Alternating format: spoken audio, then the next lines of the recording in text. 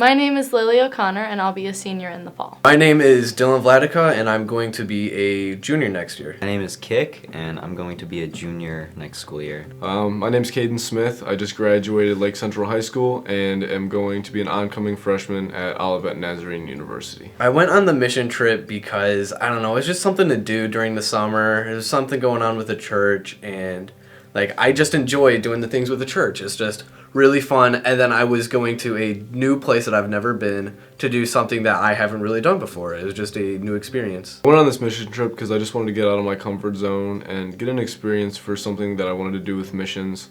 I just wanted a taste of something and see if this is kind of where God wanted me to go, and just get to meet some new people, and just further my relationship with God itself. So I've always loved the idea of a mission trip. Liz Ryan is my mentor, and she always tells me stories about her being on a mission trip, and it just always sparked such an interest in me. I feel a calling to do mission. And so when the opportunity to go on the high school mission trip came up, I was super excited and decided to sign up. In New Orleans, every morning we went to the park and we're just kind of hoping for some kids to come to the park, hang out, do some face paint, play basketball. But we weren't in a great area, so we decided to take an audible from that and just go around the neighborhood and just talk to some people. And we just did that every single morning we were there. And then we also did a couple prayer walks throughout the week. And we also worked with we were with homeless people for a little bit, passing out some food, some socks, some toothpaste, and just getting to really just hear some people's stories and just let them get some stuff off their chest. And it was cool. We did parks stuff where we'd go to a park and we'd set up, and there'd be some people that would come and we'd talk to the people and we'd hang out with the people. We did water bottle ministry where we'd just walk around a park and hand out water bottles, and we did we handed out care packages to the homeless. The homeless ministry, it's not really my kind of thing, but it was walking around, asking them their stories and their names, and just treating them like a person, and then just talking with them, and then giving them food, water, anything that they needed, especially your time. The homeless people really enjoyed you just sitting there and listening to them and talking with them. Well, every morning we would go to a recreational center, which would be a park, and we would hang out at the park, usually clean up, and then if kids showed up, we would do chalk and face paint and answer any questions that they had on why we were there. But my park usually didn't have very many kids, so we would walk around the neighborhoods and just pray for any of the people there that wanted it. And then we would go on prayer walks, which would be just walking through any of the neighborhoods from the super poor ones to the really glamorous ones, and just praying over all the houses and the people and really just the community and anything that we saw with our eyes that we could pray for. And then so we also did homeless ministry, so we went and delivered packages, bags with stuff to the homeless. So they had socks and water and toothbrushes and all that stuff in there. And then if an opportunity arose where they wanted to talk a little bit more, we could pray for them and just share the gospel with them if they wanted it, or if they were open to hearing it. And then we also did water bottle evangelism, which is where we would go to a park with a bunch of water bottles and we'd walk around, ask people if they wanted water and prayer, and then just go from there. And then we repeated a lot of the things, like prayer walk. I did that more than once, and so the same with water bottle evangelism.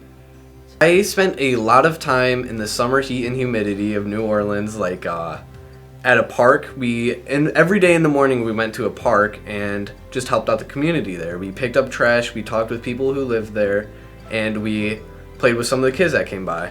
And then in the afternoon, after we had lunch, we would do other things such as prayer walks.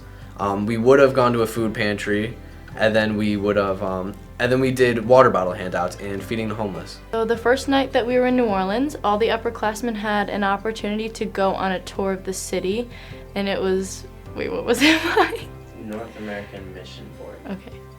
And North American Mission Board gave us the opportunity while we were in New Orleans for all the upperclassmen to go on a tour of the city on the first night that we were there. And so the person who gave us the tour kind of gave us a lot of information on the city from like the people who live there's perspective, and also from a church perspective on like how churches are impacting the community. And it was really cool to see just how much culture there is there. It was just like so busy and full of life in a city that's definitely experienced a lot of hurt. So it was really cool to see that. I think a lot of people talk down on New Orleans, and all the people that live there, you could tell just like by walking past them, like how proud they are of their city, which was really, really cool. And then we also got to learn a little bit more about Hurricane Katrina and how that affected parts of the city a little bit differently. And so that definitely opened my eyes to a lot of the reasons why the city is the way that it is today. And yeah, I really enjoyed going on that tour. Like, an experience that stood out to me was just sitting down with some of the people on the street and kind of letting them talk and listening to their story and hearing why they were in the situation they were in and how they got there was definitely a very impactful thing that had a I guess an impact on me. Well, one person that really just kind of resonated with me, like just somebody that I think I'll always remember, was this man named Carl.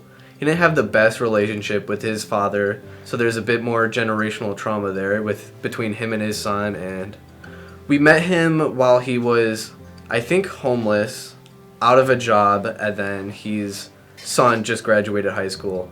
So over the course of the week, we kind of helped him out, gave him different resources, and by the end of it, he had a job, a place to live, and he was slowly working towards mending his relationship with his son. One specific thing that stuck out to me, there's this place, we went on a tour through the streets of New Orleans, and we were in this area, and the place we went to was called the Healing House. Yeah, we went to the Healing House, and this Healing House was a place where all religions and things like that were welcome. So we went in there, and it was really like eerie feeling, like it was just kind of hard to, like there's a lot of spiritual warfare going on in there, just people praising whatever they could and just whatever made them feel good for the day. And we were walking out, and there's this lady, her name was Sheila, and she was homeless, just walking through there, and she came up to me in a group of people from a couple different churches, and she was just bawling her eyes out, and she was like, "Can you guys pray for me?" So we prayed for her, and she was like, "I have nothing on this earth, like there's literally nothing I'm living for on this earth, but God keeps me going." And it really just like spoke to me and the people that were around, because we realized that like she is in a very broken place, and she has very little, but she only needs God and we only need God. So it was really encouraging to see that God is working in such a broken, beat down place with a lot of false gods and such there, that he's still present and he's still in control of all things. So one moment on the mission trip that I think was really, really memorable to me is me and two other people were walking, just doing prayer walk, talking to people if we had the chance to. And there was a woman sitting in her car with her window down, and I don't even think we said anything other than like, "Hello, good morning." And she just started talking to us and was just like pouring her heart out to us, telling us all about her life. And it was just like so cool to see how she reached out to us instead of the other way around, and she really just needed someone to talk to. And then we had the chance to pray for her and just learn so much about her and her life. And I think just that alone, because she said she had faith and she goes to a church, it was really cool to see just two different Christians from two different sides of like our country just meeting together and talking just like regular people. And it was really, really beautiful to be able to pray for her and talk to her and learn about her life. There's a massive benefit to people going on mission trips. It's a way for you to kind of get outside of the bubble that you've pretty much been in, you know? Instead of being in like the Midwest suburbs, you're not really seeing much homeless people, or if you do hear about it, it's not the best stories about them. You'd be going to somewhere completely different and then learning about a different culture, different people, and then learning to help them. And then you could use that problem-solving ability in your own life. Benefits of going on the mission trip would definitely be growing in my faith and testing, like going out of my comfort zone. So I got a chance to pray for other people and to work with a lot of other people, and it helped me to view Christianity from a lot of different perspectives, just to see how God works in other people's lives.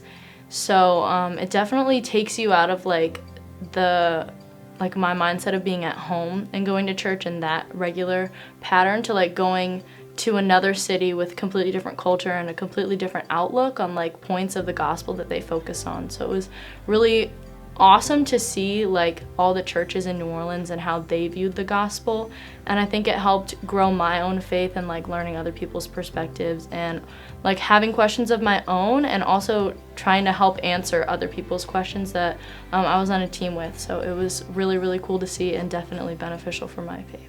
I feel like mission trips are important because it's definitely a giant learning experience for the students going on it, and it really opens your eyes to different situations that people can be in different living situations, and just different culture in general. And I feel like just kind of being stuck in one place, like I have, like just living in the Midwest, and then going to see all these other places and all these other people is definitely a very big eye-opening experience.